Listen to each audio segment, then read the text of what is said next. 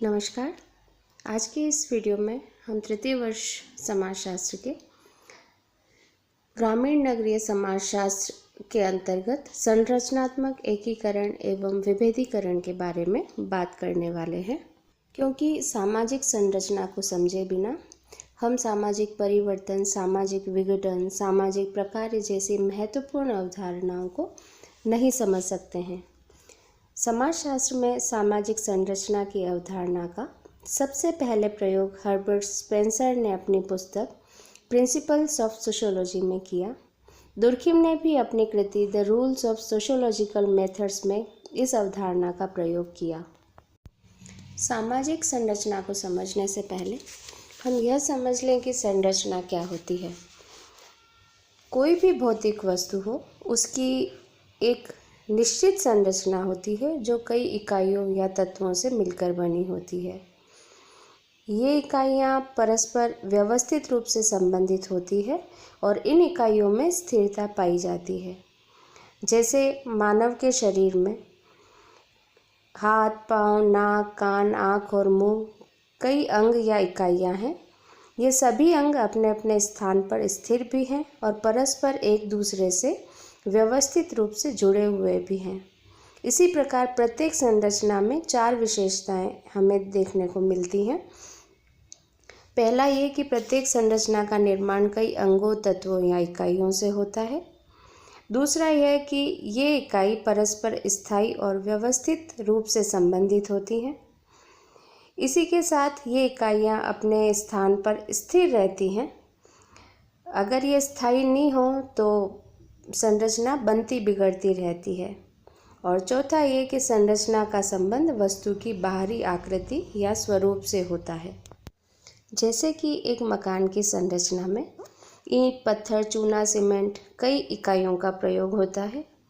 इसी के साथ ईंट, चूना, पत्थर व्यवस्थित रूप से जमाने पर ही मकान की संरचना बनती है। केवल ईंट, चूने और पत्थर के ढेर से मकान की संरचना नहीं बन सकती। इसी तरह से ये जब व्यवस्थित रूप से लगे हुए होंगे अपने स्थान पर और स्थायी होंगे, तब एक मकान का आकार सामने आता है और उसकी बाहरी आकृति या स्वरूप हमें दिखाई देने लगती है। जिस प्रकार शरीर और मकान की बाहरी संरचना हमें दिखाई देती है, उसी तरह से किसी भी समाज की एक संरचना होती है जिसे हम सामाजिक संरचना कहते हैं। इसमें भी कई इकाइयाँ बनकर इस संरचना का निर्माण करती हैं, जिसके अंतर्गत हम परिवार, संस्थाएं, संघ, प्रतिमानित संबंध, मूल्य, पद आदि को सम्मिलित करते हैं। ये सभी इकाइयाँ परस्पर व्यवस्थित रूप से एक दूसरे से संबंधित होती हैं और अपने अपने स्थान पर ये स्थिर रहती हैं। इन सभी के संयोजन से समाज का एक बाहरी स्वरूप प्रकट होता है, जिसे हम सामाजिक संरचना कहते हैं। सामाजिक संरचना को स्पष्ट करते हुए कार्ल मानहीम ने कहा था कि सामाजिक संरचना परस्पर क्रिया करती हुई सामाजिक शक्तियों का जाल है, जिससे अवलोकन और चिंतन की विभिन्न प्रणालियों का जन्म होता है। कार्ल मानहीम सामाजिक संरचना को सामाजिक शक्तियों का जाल मानते हैं। जिस तरह जाल का निर्माण कई धागों से होता है, ये धागे जाल की इकाइयाँ हैं। इनके क्रमबद्ध और व्यवस्थित रूप से जमने पर ही जाल बनता है। उसी तरह सामाजिक शक्तियों के व्यवस्थित प्रतिमानों से ही सामाजिक संरचना का निर्माण होता है और सामाजिक शक्तियों के अंतर्गत वो नियंत्रण के उन साधनों को सम्मिलित करते हैं जो सामाजिक जीवन को स्थिरता प्रदान करते हैं। ये शक्तियाँ एक दूसरे से अंतःक्रिया करती रहती हैं और समाज में निरीक्षण और चिंतन की पद्धतियों को भी जन्म देती हैं। सामाजिक संरचना के बारे में पार्सन्स के विचार हैं कि सामाजिक संरचना परस्पर संबंधित संस्थाओं, एजेंसियों और सामाजिक प्रतिमानों तथा साथ ही समूह में प्रत्येक सदस्य द्वारा ग्रहण किए गए पदों तथा कार्यों की विशिष्ट क्रमबद्धता को कहते हैं। इस परिभाषा से यह स्पष्ट होता है कि सामाजिक संरचना का निर्माण सामाजिक संस्थाओं, एजेंसियों, प्रतिमानों और व्यक्तियों द्वारा ग्रहण किए गए पदों एवं भूमिकाओं रूपी इकाई से होता है। दूसरा ये कि ये सभी इकाइयाँ एक दूसरे से संबंधित होती हैं। और तीसरा, सामाजिक संरचना में एक विशिष्ट क्रमबद्धता पाई जाती है। इन विशेषताओं से यह भी स्पष्ट होता है कि सामाजिक संरचना एक अमूर्त धारणा है, क्योंकि समाज की संरचना का निर्माण सामाजिक संबंधों, संस्थाओं, प्रतिमानों, पदों और भूमिकाओं से होता है और ये सभी अमूर्त होते हैं, जिन्हें हम देख या छू नहीं सकते हैं। मजूमदार और मदान सामाजिक संरचना के बारे में कहते हैं कि पुनरावृत्तीय सामाजिक संबंधों के तुलनात्मक स्थायी पक्षों से सामाजिक संरचना बनती है।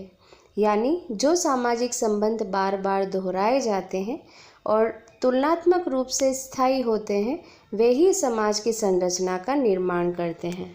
कोजर एवं रोजनबर्ग ने लिखा है कि संरचना का तात्पर्य सामाजिक इकाइयों के तुलनात्मक स्थिर एवं प्रतिमानित संबंधों से है। इस परिभाषा में इस बात पर जोर दिया गया कि सामाजिक संरचना का निर्माण सामाजिक इकाइयों से होता है। ये इकाइयाँ व्यवस्थित रूप से जमी होती हैं और इनमें स्थिरता पाई जाती है। जैसे समूह, संस्थाएं, पद, भूमिकाएं, ये सभी सामाजिक इकाइयाँ ही हैं। रेडक्लिफ ब्राउन के अनुसार सामाजिक संरचना के अंग या कंपोनेंट्स या भाग मनुष्य ही हैं और स्वयं संरचना संस्था द्वारा परिभाषित और नियमित संबंधों में लगे हुए व्यक्तियों की एक क्रमबद्धता है। वो कहते हैं कि वास्तविक जीवन में भी हम देखते हैं कि मनुष्य परस्पर सामाजिक संबंधों के द्वारा बंधे हुए हैं।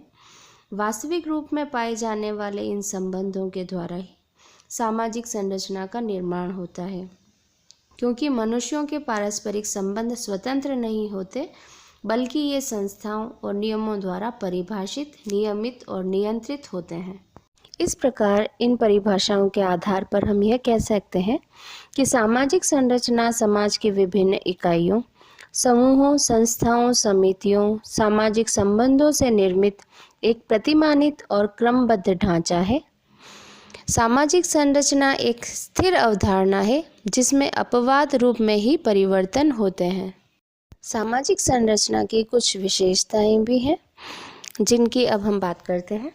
इसमें पहला है कि सामाजिक संरचना समाज के बाह्य स्वरूप का बोध कराती है। यानी सामाजिक संरचना का निर्माण क्योंकि विभिन्न इकाइयों से होता है, ये इकाइयाँ जब एक क्रमबद्ध व्यवस्था में जुड़ती हैं तो एक ढांचे का निर्माण करती है। इसमें हम इकाइयों के कार्यों को सम्मिलित नहीं करते हैं। जिस प्रकार शरीर में विभिन्न अंग जैसे हाथ, पाँव, नाक, कान, आँख, सिर, पेट सब एक व्यवस्थित क्रम में परस्पर जुड़ते हैं तो शरीर की संरचना का निर्माण होता है, जिसके बाह्य स्वरूप को हम स्पष्ट रूप से देख सकते हैं। इसी प्रकार से समाज का निर्माण करने वाली इकाइयाँ भी जब क्रमबद्ध रूप से जुड़ती हैं तो यह एक बाहरी ढांचे का निर्माण करती है, जिसे हम सामाजिक संरचना कहते हैं। दूसरी विशेषता है कि सामाजिक संरचना अखंड व्यवस्था नहीं है। यानी सामाजिक संरचना का निर्माण क्योंकि विभिन्न इकाइयों से होता है और ये इकाइयाँ अलग अलग होती हैं, इसलिए प्रत्येक संरचना कई खंडों से मिलकर बनती है, इसलिए इसे अखंड नहीं कह सकते। फिर भी ये इकाइयाँ जब एक साथ एक क्रम में जुड़ जाती हैं तो एक बनावट या प्रतिमान को प्रकट करती हैं। जैसे एक मकान का निर्माण ईंट, चूना, पत्थर, खिड़की, दरवाजे सभी से मिलकर होता है। जब इन्हें एक विशिष्ट क्रम में जोड़ देते हैं तो मकान का प्रतिमान या स्वरूप प्रकट होता है। उसी तरह से सामाजिक संरचना भी विभिन्न इकाइयों के एक साथ व्यवस्थित रूप से जुड़ने पर बनती है। तीसरी विशेषता होती है कि सामाजिक संरचना अंतर संबंधित इकाइयों का एक व्यवस्थित स्वरूप है। क्योंकि सामाजिक संरचना का निर्माण विभिन्न इकाइयों से होता है, ये इकाइयाँ अस्त व्यस्त और बिखरी हुई नहीं होती है, बल्कि उनमें परस्पर संबंध पाया जाता है। जैसे एक घड़ी का निर्माण करने वाली सभी इकाइयों को जब परस्पर जोड़ते हैं तभी घड़ी की संरचना बनती है। उसी तरह सामाजिक संरचना के अंतर्गत भी विभिन्न इकाइयाँ परस्पर अंतःक्रिया करते हुए एक दूसरे से जुड़ी रहती हैं। चौथी विशेषता होती है सामाजिक संरचना की इकाइयों में एक क्रमबद्धता पाई जाती है। यानी किसी भी सामाजिक संरचना का निर्माण इकाइयों के झुंड से नहीं होता, बल्कि उनमें एक विशिष्ट क्रमबद्धता होती है जो विशिष्ट क्रम में जोड़ने से प्राप्त होती है। इस विशिष्ट क्रम के अभाव में संरचना नहीं बन सकती। जैसे कि हम ईंट, चूने व पत्थर के ढेर से मकान नहीं बना सकते जब तक कि उन्हें एक क्रम में न जोड़ा जाए। सामाजिक संरचना अपेक्षाकृत एक स्थायी अवधारणा है। इसके दो अर्थ हैं। पहला यह कि सामाजिक संरचना का निर्माण करने वाली इकाइयाँ स्थायी होती हैं। जैसे समाज का निर्माण करने वाले विभिन्न समूह, समितियाँ और संस्थाएं, जैसे परिवार, धर्म, आर्थिक और शैक्षणिक संगठन और विवाह, सब समाज में स्थायी रूप से पाए जाते हैं। इनमें छोटा मोटा परिवर्तन होने से पूरी संरचना प्रभावित नहीं होती है। दूसरा यह कि सामाजिक संरचना के अंतर्गत इसका निर्माण करने वाली विभिन्न इकाइयों में पारस्परिक संबंधों में भी स्थायित्व पाया जाता है। यानी सामाजिक संरचना में स्थायित्व दो अर्थों में पाया जाता है। एक तो इकाइयाँ स्वयं स्थायी होती हैं और दूसरी यह कि इकाइयों के पारस्परिक संबंधों में भी स्थिरता पाई जाती है। अन्य विशेषता जो सामाजिक संरचना की होती है वह है कि सामाजिक संरचना अमूर्त होती है। मैकाइवर और पार्सन्स जैसे कुछ समाजशास्त्री सामाजिक संरचना को एक अमूर्त धारणा मानते हैं। उनका मानना है कि सामाजिक संरचना का निर्माण विभिन्न संस्थाओं, एजेंसियों, प्रतिमानों, परिस्थितियों और भूमिकाओं से मिलकर होता है और ये सभी इकाइयाँ क्योंकि अमूर्त है, इनका भौतिक वस्तु की तरह कोई ठोस आकार या रूप नहीं है, उन्हें देखा या छुआ नहीं जा सकता, इसलिए इससे निर्मित होने वाली सामाजिक संरचना भी अमूर्त होती है। क्योंकि समाज का निर्माण भी सामाजिक संबंधों से होता है और ये संबंध अमूर्त हैं, इसलिए सामाजिक संरचना भी अमूर्त होगी। एक अन्य विशेषता जो सामाजिक संरचना की बताई जाती है वह यह कि सामाजिक संरचना का निर्माण अनेक उपसंरचनाओं से होता है। जैसे शरीर की संरचना का निर्माण मस्तिष्क, पाचन और श्वसन संस्थानों से होता है, जिसमें अनेक अंग होते हैं। उसी प्रकार सामाजिक संरचना का निर्माण भी विभिन्न उपसंरचनाओं जैसे परिवार, जाति, वर्ग, चर्च, शिक्षण संस्था, धार्मिक संस्था, आर्थिक संस्था आदि के द्वारा होता है, जिनकी स्वयं की अपनी एक संरचना होती है। इसलिए उपसंरचनाएं मिलकर सामाजिक संरचना का निर्माण करती है, जिनकी प्रत्येक की अपनी भी एक संरचना होती है। एक और विशेषता जो सामाजिक संरचना की होती है वह यह कि सामाजिक संरचना में प्रत्येक इकाई का एक पूर्व निश्चित स्थान और पद होता है, जिसमें रहकर ही वह सामाजिक संरचना का निर्माण करते हैं। अन्य स्थान पर होने पर संरचना बिगड़ सकती है या उसका रूप विकृत हो जाता है। जैसे शरीर की संरचना में हाथ, पाँव, नाक, कान और आँख एक स्थान तय करते हैं और यदि हाथ का स्थान पाँव की जगह और नाक का स्थान कान की जगह पर हो जाए तो शरीर की संरचना जिस तरह से विकृत हो जाएगी, उसी तरह सामाजिक संरचना में भी राज्य, परिवार, विवाह, शिक्षण संस्था सभी का स्थान पूर्व निर्धारित है।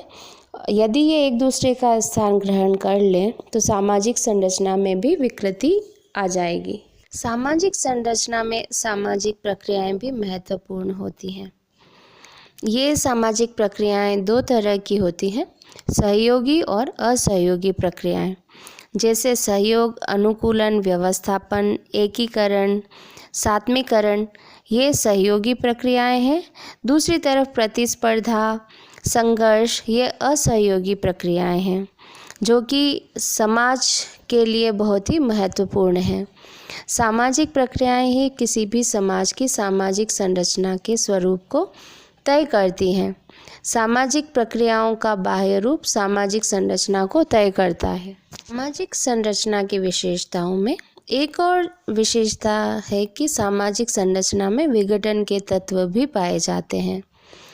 क्योंकि सामाजिक संरचना मानव की अनेक आवश्यकताओं की पूर्ति करती है, लेकिन कोई भी सामाजिक संरचना अपने आप में श्रेष्ठ नहीं होती और न ही उसमें पूर्ण संगठन पाया जाता है।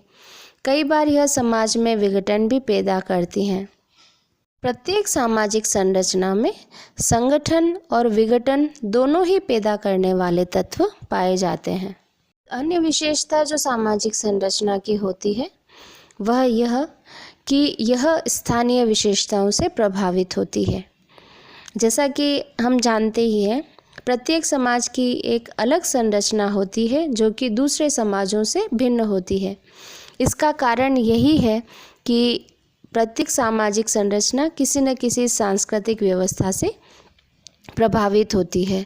वहाँ की भौगोलिक परिस्थितियों का भी उस पर प्रभाव पड़ता है। विभिन्न स्थानों की संस्कृति, राजनीतिक दशा और भौगोलिक परिस्थितियाँ क्योंकि अलग अलग होती हैं, इसलिए उनसे वहाँ की सामाजिक संस्थाएं भी प्रभावित होती हैं और उसकी वजह से हर समाज की सामाजिक संरचनाएं भी अलग अलग प्रकार की होती हैं।